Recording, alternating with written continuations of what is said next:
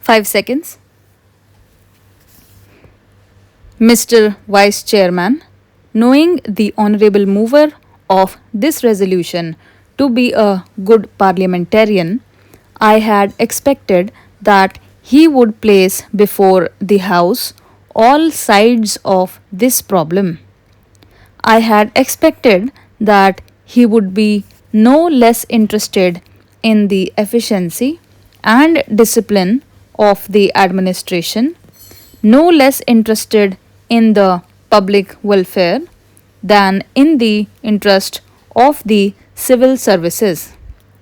But I am sorry to observe that he has taken only one view of the matter, namely, the interests of the civil services alone.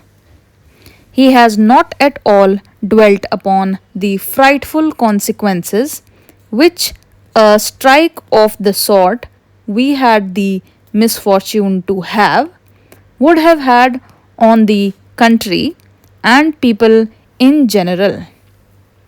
He has spoken, no doubt, in measured tones, unlike the Honourable Member who sat to his right in the morning and who raised a shout wanting to make up by sound what his arguments lacked in force. I wish to submit to this House that it would be incorrect and it would be imprudent for this House to accept this resolution.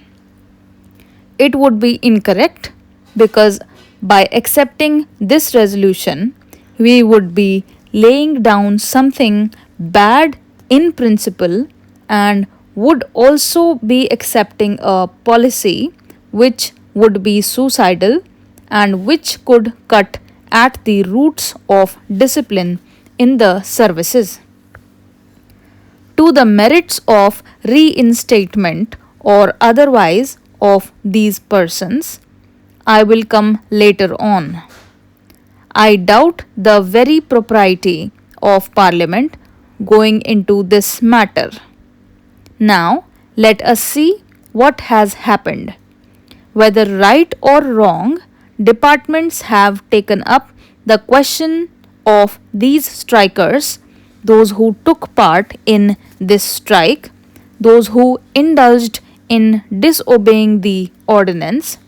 Several cases of sabotage and intimidation, including criminal ones, have been gone into, and the authorities have taken some decision. In some cases, the government have taken the decision, and in some cases, the departments have taken the decision. Now, would it be right for Parliament to intervene to interfere with these decisions? Suppose we do that.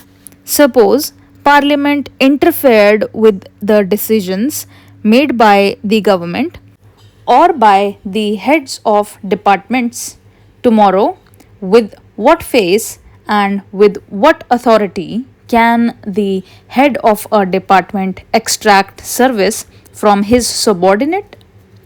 This is the question which the Honourable, the mover, must see, and also the other Honourable members who have spoken in support of the resolution.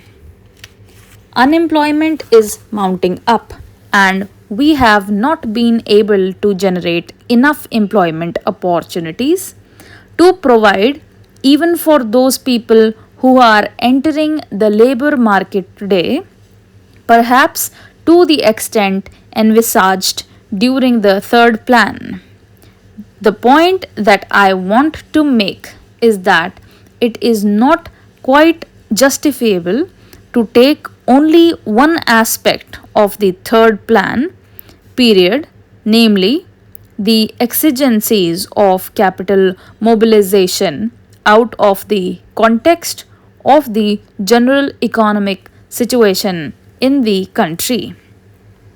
When we are, therefore, making this huge tax effort, we will have to apply our mind with equal seriousness, if not more, to see that the income generation in the community is as great as is envisaged, so that the savings and investments could be effected without disturbing unnecessarily the consumption pattern in the community.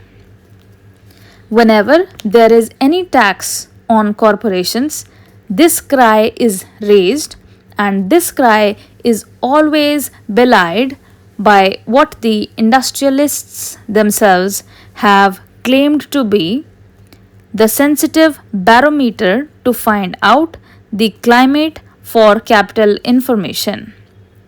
I mean, the stock exchanges. This time, the stock exchanges have reacted quite favorably to the budget proposals as a whole, which clearly shows that whatever else may be the merit of the present budget proposals, it is certainly not anti capital. Last year also, the stock markets boomed up after the taxation proposals were announced. This time, though they were a little hesitant at first, ultimately I think they have realized that there is nothing wrong with the taxation proposals, and they are now merrily mounting up.